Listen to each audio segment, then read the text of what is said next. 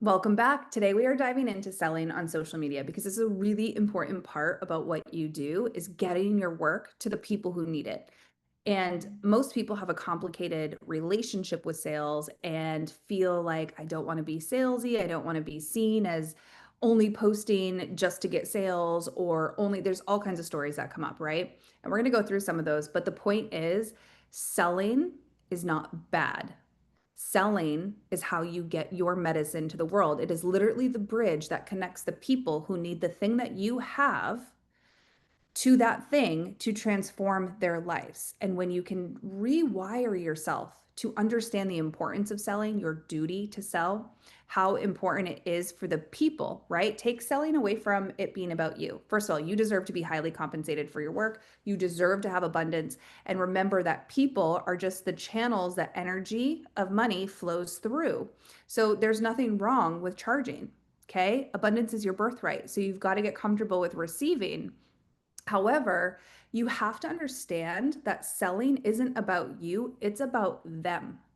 Okay. Selling is not about you. It's not about asking for money. It's not about promoting. Like, we got to take these things away and understand that, like, it is my duty to the people I'm here to help to make sure they know about what I do and why it's important. And on average, people need to hear about your offer 3 to 5 times at least before they're even tuned into it. Never mind before they actually buy it. So this is why it's important to show up and sell every day, sell on a regular basis. I say every day in the sense of, like, you're going to find the rhythm and pattern that works for you, right? Earlier in this course and program, you figured out what your rhythm is for social media. You're figuring out what it is right now as you practice posting and you evolve and you play with it like a playground.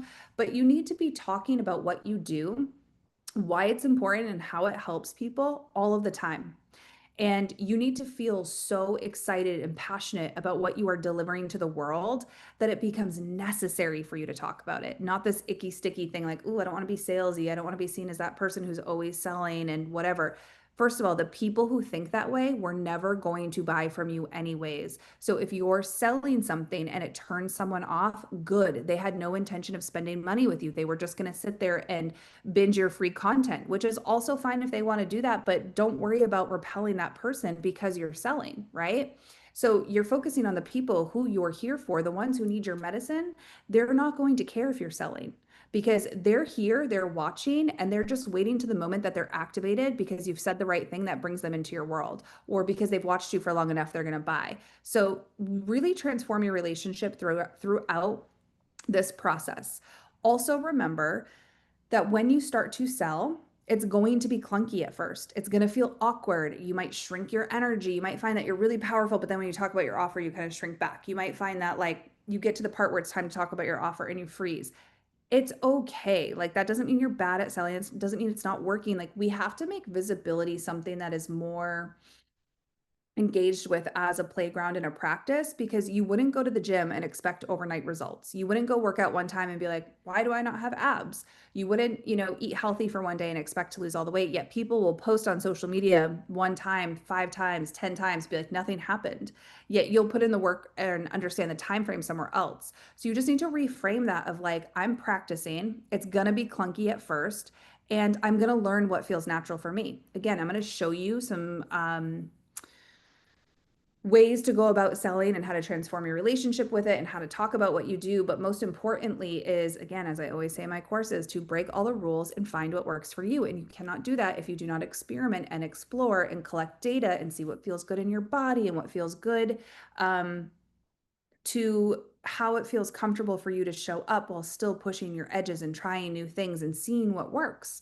And if it feels good and if it gets the results. So it's all a practice. So I want you to change your mindset right away about what this is actually going to look like. And the first thing we're going to dive into is selling with your soul, because it is important to sell what you're doing, right? But if you think that selling is bad, you're gonna have a lot of resistance here. So the first thing we're gonna do is clear the energy, right? So you got to look at, what is your current relationship with sales right now? How do you feel about it? When you just hear about sales, what does that bring up for you? How do you feel when people sell to you? How do you feel when you see someone on social media and they're constantly selling their offer? How do you feel when You have been watching someone for 2 months, and then all of a sudden, for the first time, you're hearing that they have an offer, and you're like, I can't believe I didn't know you had this the whole time. I would have bought it months ago. Like, think about all these things, right? How important sales is. Everybody is selling something. And often, especially for those who have had corporate jobs, you're more than happy to sell at a corporation, but all of a sudden selling for yourself feels grimy, like, or dirty or uncomfortable or whatever story, right? So, this first part, you just need to get clear on what is going on for you when you connect to the energy of selling. Um, and we're going to look at the different wounds of like, where did you learn this? Did you learn this from even stories you heard, right? Like, we've all heard about the sleazy car salesman. I never met a sleazy car salesman. I've always had great experiences when buying cars. So I don't even know where that story came from, but I had taken it on. I took it on just because I heard about it. You know, I've heard people say things about like, oh, I don't watch their content anymore because all they're doing is selling. Well, good, because you were never going to buy from that person. So you probably don't need to watch their content then, because you don't really need the thing that they have to offer, or you're not ready for that level of change. But I would take that on as a belief. So you've got to look at what have you taken on as a belief, and we got to start to rewrite this. Okay. Selling is your sole duty. You have something to offer the world. You have something you can help people, yet you don't want to talk about it. And so you've got to kind of dive into, do I not feel good about my offer, right? We've done this repeatedly throughout the course. It comes up in different layers. That's why it repeats throughout each part, because every time, whether we're posting and then we're selling and then we're whatever it is, it's like a new layer comes up. So do you feel confident, and do you understand the value of what you do? That's the first step, is understanding what you do and why you do it, understanding why it's important.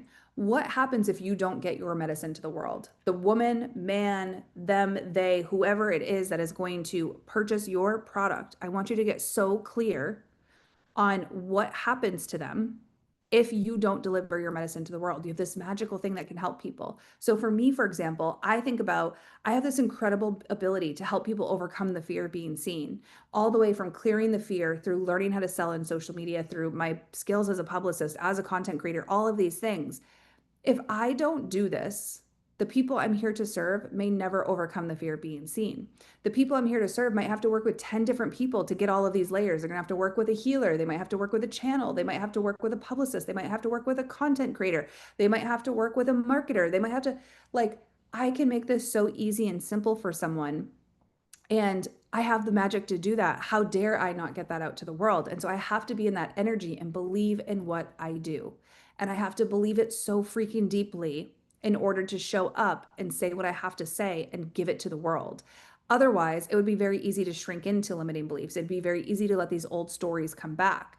This is a process of transformation. It doesn't happen overnight. Selling is going to feel clunky.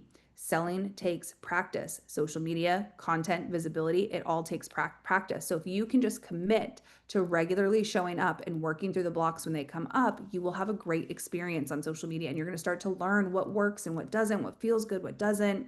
But it all starts on getting clear with where you're at right now with the energy of sales and what comes up for you, right? And how do we start to rewrite those stories? So we've gotten clear, right? We're going to get clear here. Let's go through some of the most common ones. So there's the fear of rejection, believing that you're going to put your product out there and no one's going to buy it. If you believe that, that will be your experience. So this is where it's more important to do the behind the scenes work than it is to actually go out and post and sell and talk about the thing, right? And now we might have overcome the fear of rejection of being seen, right? But maybe not the fear of being rejected for our offers. So you want to really dive into, like, why would somebody not buy your product? Why do you think your thing is not valuable or worthy of being experienced? If you know you have something, and you know that because you're here, why not just allow it the opportunity to live in the world and see what happens, right? But you've got to get really clear on where this comes from. Where is this fear of rejection? Nobody wants what I have. Well, where has that been true?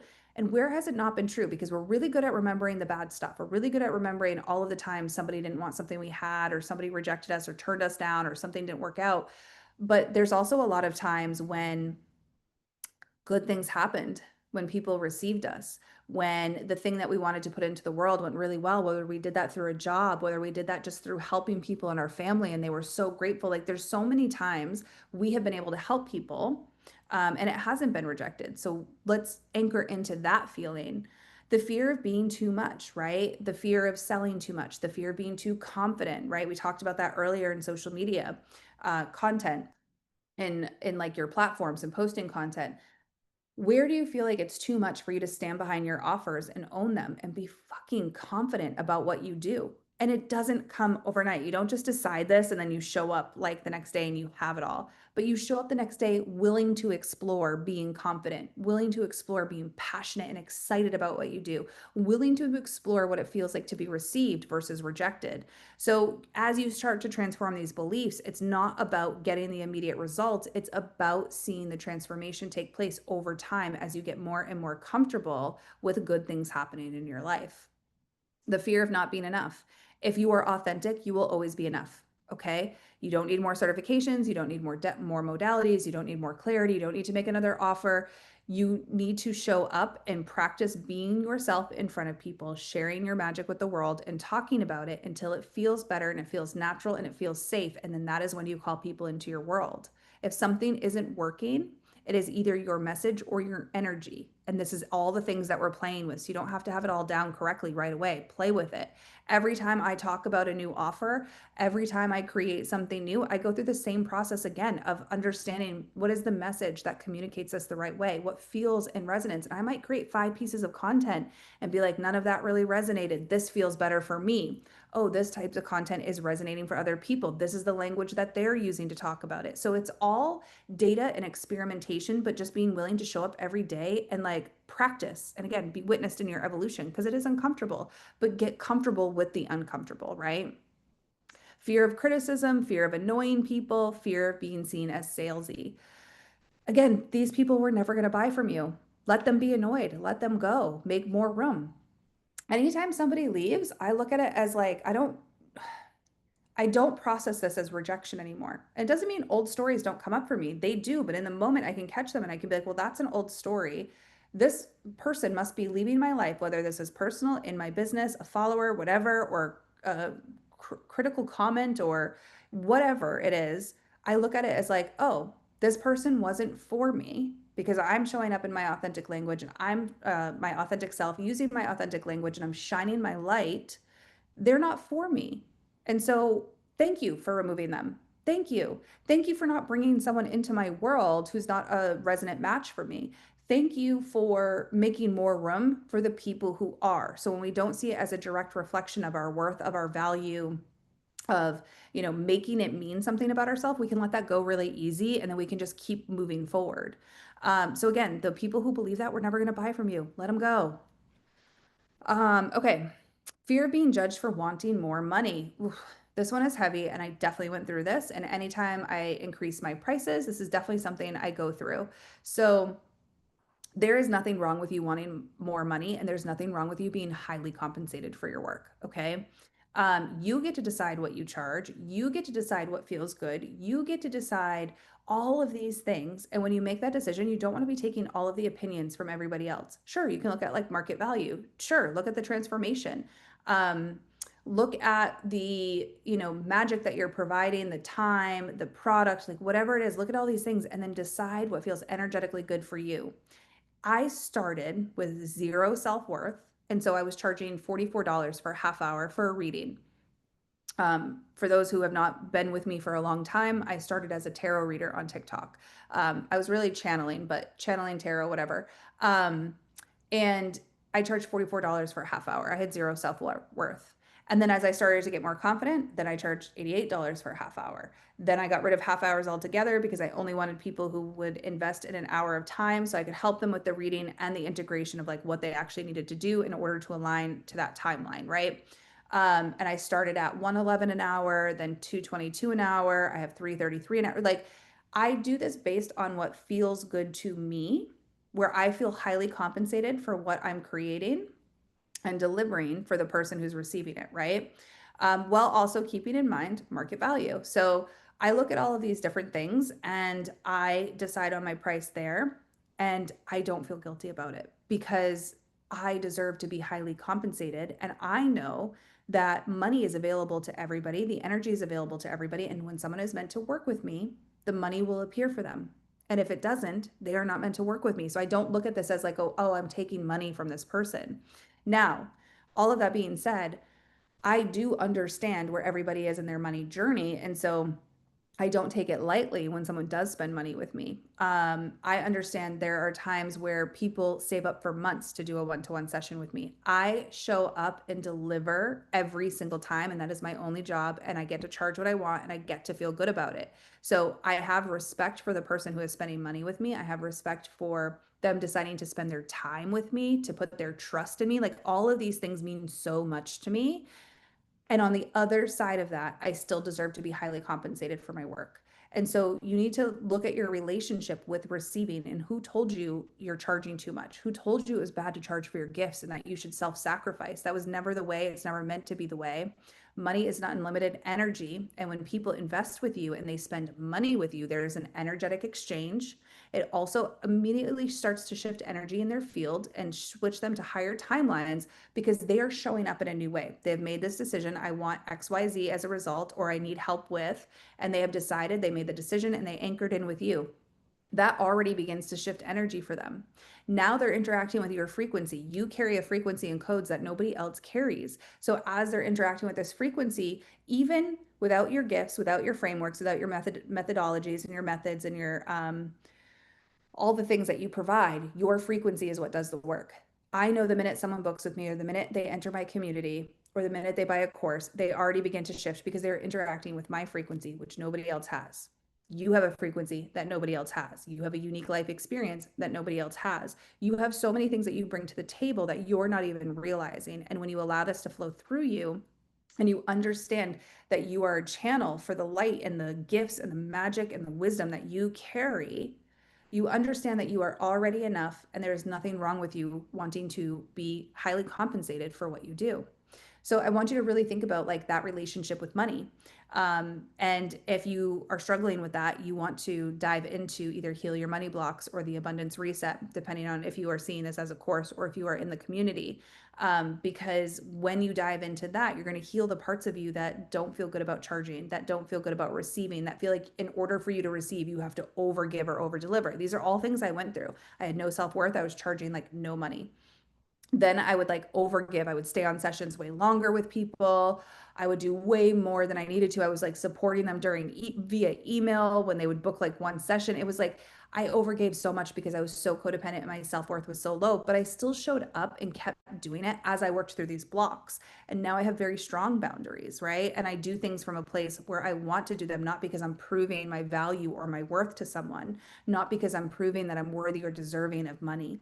So I want you to sit with what that looks like for you. Um, and feel good and feel grateful instead of guilty or bad about it, right? Feel grateful that God source spirit is flowing money to you through people. Feel grateful that you are creating a change in someone's life and that you also get to be energetically compensated. So really look at all of those things. The fear of failing people, we talked about this earlier, but you're not responsible for anyone else's results, okay? You just are not.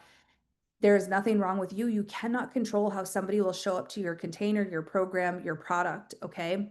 You are creating an opportunity for them to transform.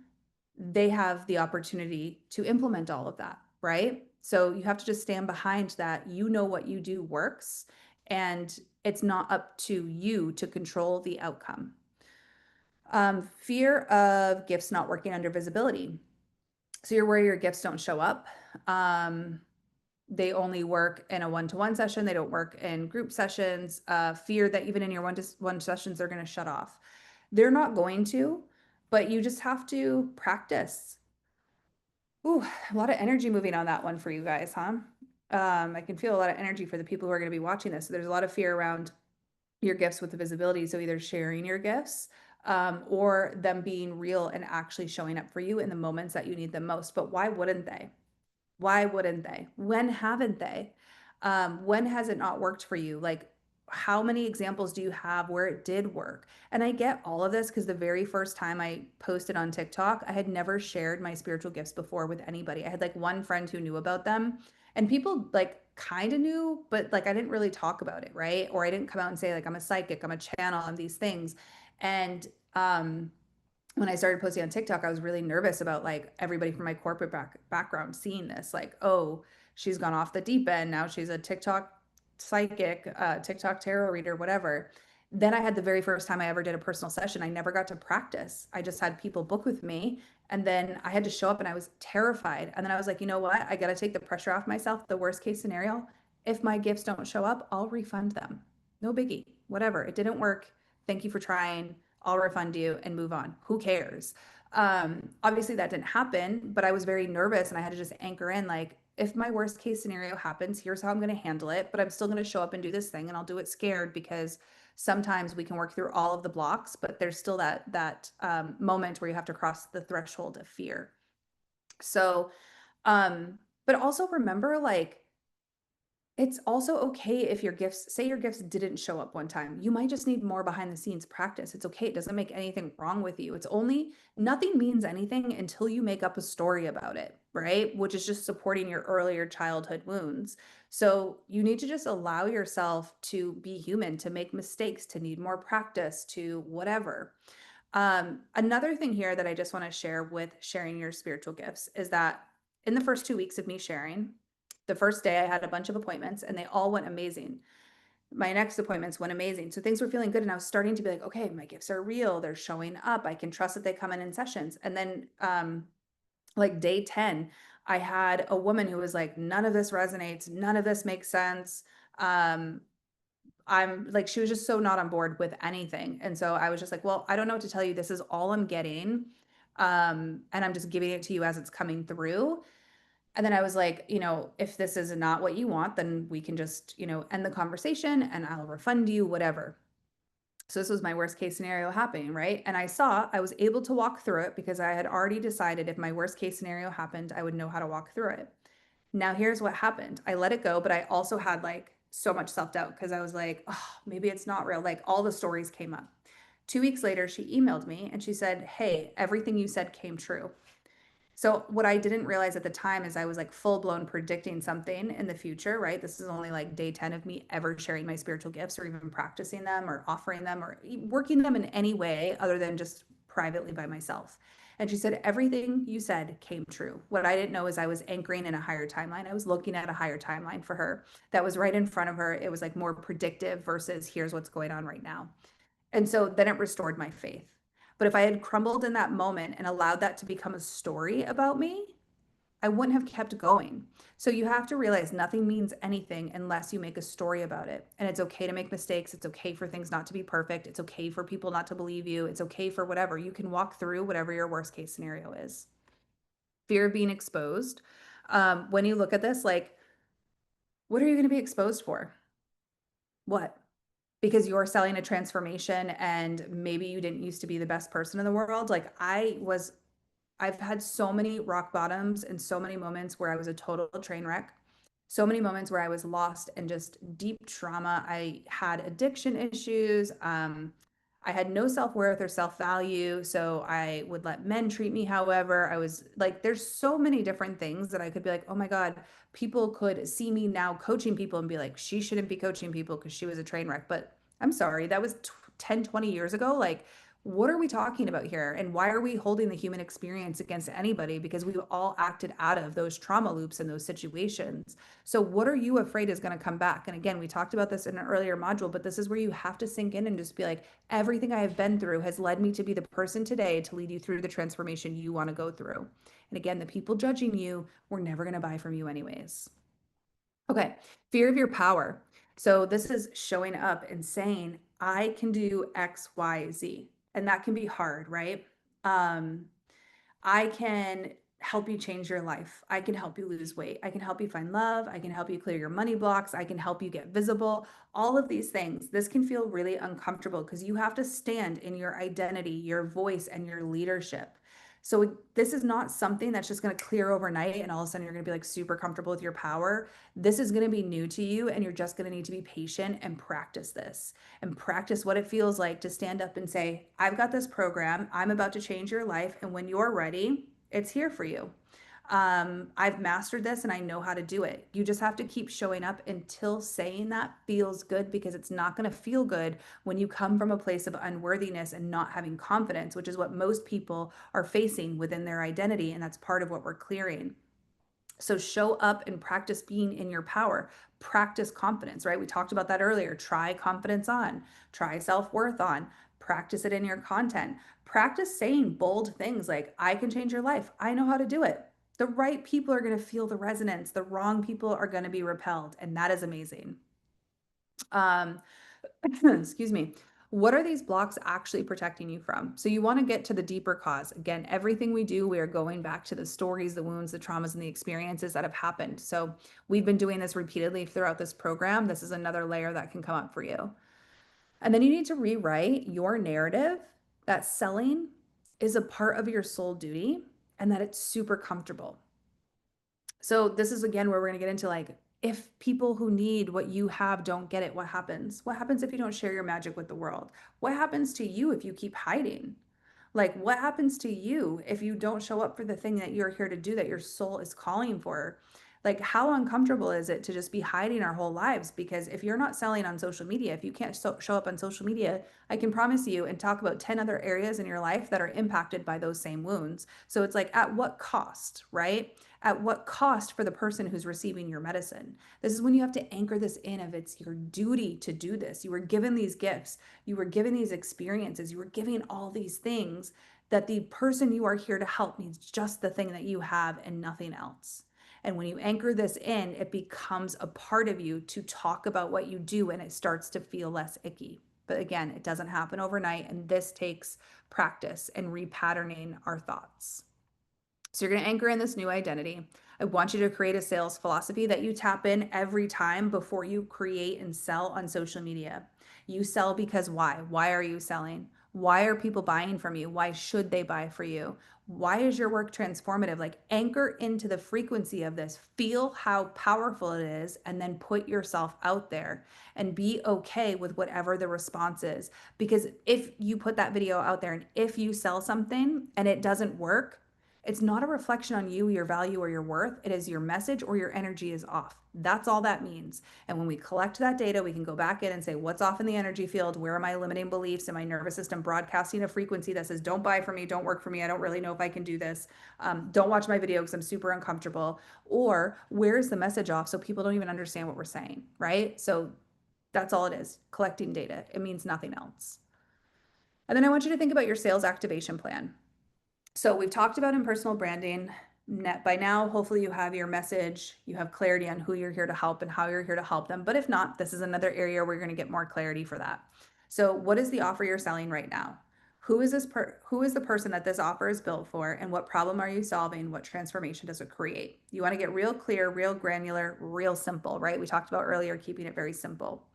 I recommend, now again, in everything I create, break all the rules and do whatever works for you. You got to make your own rules. What I'm going to say is I recommend focusing on one offer until you feel comfortable, until you've kind of mastered your energy. Otherwise, you might get overwhelmed. If it excites you to work on all your offers, by all means do that. But I do recommend like picking something and working with that messaging until you've got that messaging down, working with the language that you use to talk about it and to sell it, working with the energy of what it feels like to sell it, before you kind of overwhelm yourself with multiple offers. But again, if multiple offers feel good for you, then do that. How are you communicating this, right? How are you going to communicate messages that you can do over and over and over again really easily in your content that anchors your offer in for people? What stories do you have that implement that transformation, that talk about it and show it in real time? Create formats that help you sell most naturally. This can be long form, like a 10-minute long video. It can be a 3-minute video. Storytelling. Are you teaching? Are you channeling? Is this a live interaction? Do you have case studies? Do you have testimonials, personal moments? Like, what feels good from creative expression? Now, later in this, we're going to talk about a 3-minute video because, well, No, that's in the strategy section, but we're going to talk about the 3-minute video where you can repurpose things on all platforms. However, I still want you to anchor into what feels good. Maybe in the beginning, you need 10 minutes to talk about your offer to help you practice and work through things. So again, create the rules that work for you. What consistency? How are you going to show up and talk about your offer? Are you going to do it a couple times a week? Are you going to do it a couple times a day? What are we doing? Like decide now, and that way you can anchor into the consistency. And then what is your conversion, that call to action? What are you inviting people into? Are you asking them to buy? Are you asking them to download a freebie that goes to your marketing funnel, your email funnel? Are you asking people to join a webinar? Like what is that call to action? What are we inviting them into? You got to give people direction. And you would be so surprised by this. You would think that people will look at your content and want to work with you, so they'll just click on the link in your bio. It's not that easy anymore. You have to talk about what you do and tell people, go to the link in my bio and book with me, comment XYZ so I can send you a link. Like you've got to talk that way because people just don't know. And I know that sounds maybe kind of wild, but you've got to constantly talk about it. Otherwise you just become the helpful buddy, right? And then this is just your closing integration, right? That final rewrite. And you rewrite this until it feels true to you.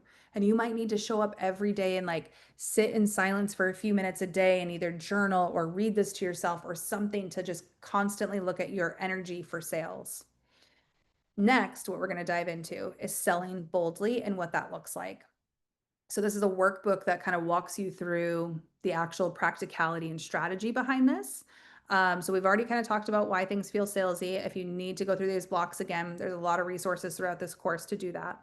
But the energetics of true clean selling is you have clarity on what you do and what you offer and why.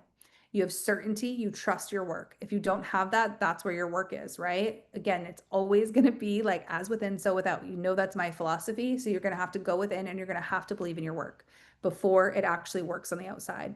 And you have to have conviction. You speak from leadership, you speak from confidence, you speak from the person who has been through the fire that you are walking someone through, not fear, not hesitation, not shrinking, not begging. How do you show up and call in the right person, right? So we know these are some core things that they can anchor into: clarity, honesty, a message that resonates, sharing your story, becoming the person who solves the problem that they have, becoming the person who has the experience that they've had.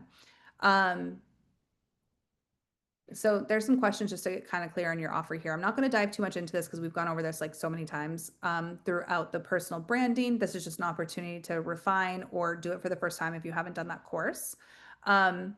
But I want to talk about the stages of the content and selling boldly in these, right? So there's the pipeline, how people move from a stranger to a follower to a buyer. So there's 3 categories of content. We have growth content, nurture content, and conversion content. Growth content is when you are reaching the masses. This is when you are calling new people into your world. So this is like bold statements, really declaring like a truth that people really need to hear. This is easy, quick to consume content. And again, you have to play with what works for you. It's going to be a little bit different for everybody because you have your own personality, your own offer, your own energy. So you've got to kind of play with different types of content. But some examples I broke down for different industries. So the spiritual industry, you're not afraid of your gifts. You're afraid of what happens when you stop hiding your gifts. Business or visibility, if your content isn't landing, this is the real reason, right? That's a bold statement that like somebody who's never seen content before will be like, oh, wait, I want to know the reason.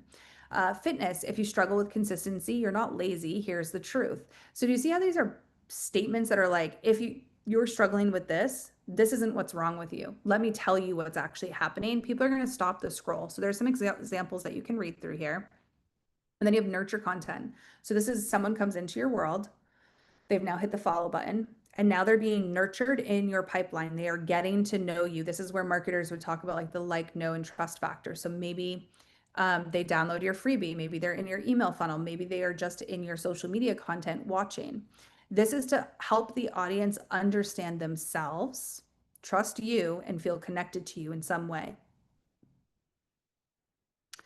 People buy when they think the other person understands them and can help them understand themselves and what's actually happening so that there's a solution or something that they need to change possible. So you want to look at these. This is like Storytelling, your experience, the fires that you have walked through, deeper teachings that go deeper into detail. Like this would be more of like the whiteboard content for me. Some of my whiteboard content is going to draw new people in. It kind of depends on the tagline, but that is usually more surface level. So I'll be like 5 steps to do this, right? But then my nurture content is I start taking those 5 steps and I start breaking it down even further. And also just talking face to camera with things where I break it down in a more granular way. That's probably not going to draw in new people, but it's going to nurture the people who are already with me.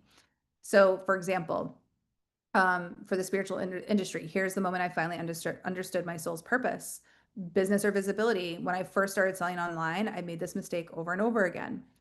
So you can go through the different examples that are here. And then stage 3 is conversion. And this is where you have to show up even more boldly than anywhere else, right?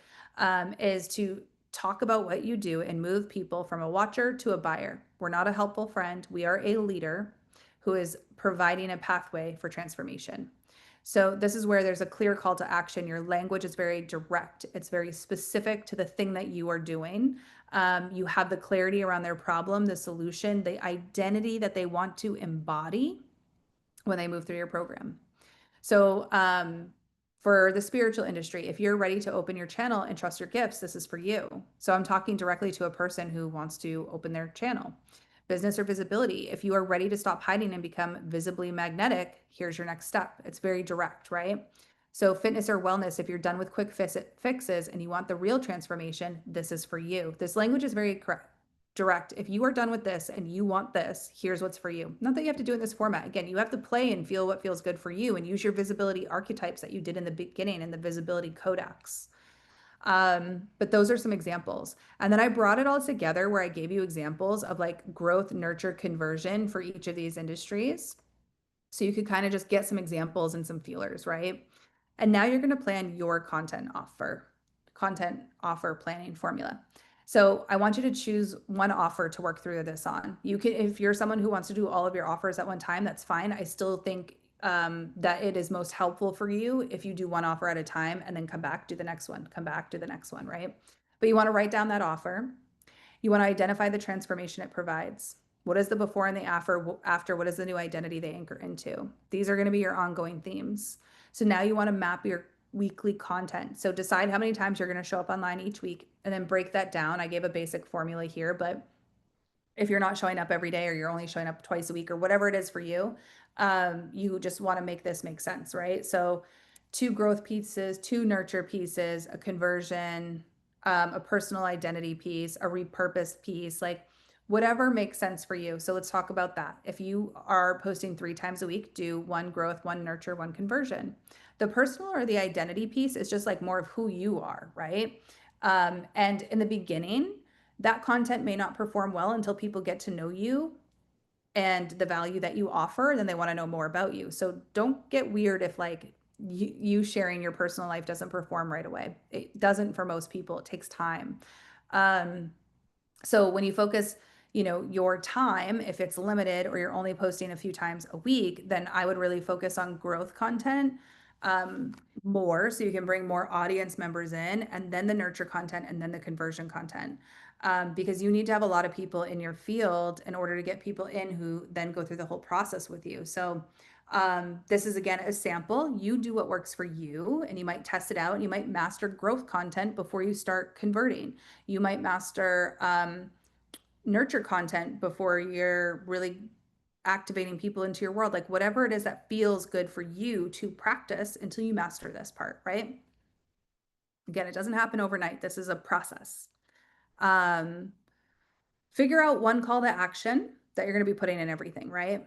And then just repeat it, make it easy so that the repetitiveness is really helpful for people. If they hear about the same thing multiple times, eventually they're going to be like curious about it, right? Because you're bringing them through your process. You want to talk about it in every piece of content. So you might have one call to action and you're talking about it in growth. You're talking about it in nurture. You're talking about it in conversion. Conversion is direct though. So growth content might be like, oh, one of the things I often help my clients with, so this is like referencing and planting the idea in their head of like, oh, this person has clients, they work with people to do this thing. The other day I was talking to a client and I helped them through this and then they got these results. This can go in growth or nurture. And then you've got the conversion content, which is if you're ready to no longer have this problem, then this is for you and here's how you get it, right? But you want to have the same call to action. It's the same thing, you're just talking about it in a different way. Show up with the same identity, right? So a lot of times people are good with growth, okay with nurture, and really uncomfortable with sales. You want to keep practicing until you feel steady in your identity for all of them, okay? And again, I just want to emphasize this so many times. It doesn't happen overnight. So don't get frustrated with yourself. Like, allow this to be the process that it is actually meant to be, and allow it to unfold and bring up the blocks that need to get cleared and the parts that you feel uncomfortable with. And then remember, if you started painting for the first time, you started going to the gym for the first time, it might take a few months to get results. You have to be okay with that process. And you just have to stay consistent.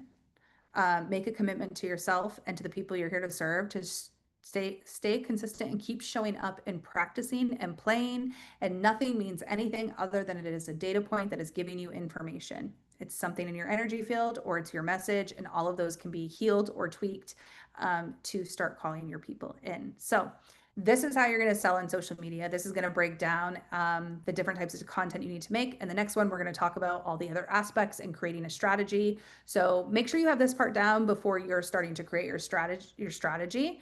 Everything is in the order that it's in because it's the most helpful for clearing the blocks along the way, but also having the clarity so you don't get overwhelmed. Because if you move through this and like you start with strategy, you're probably going to get overwhelmed with all the different parts. But if we move it through in a very systematic way, you will have less resistance. So you've got this. Show up in that beautiful, bold energy where you know your value, you know why it's magical, and you know people need it. And when you truly anchor that in, it's going to change your world, and it's going to change all of the people who also need you.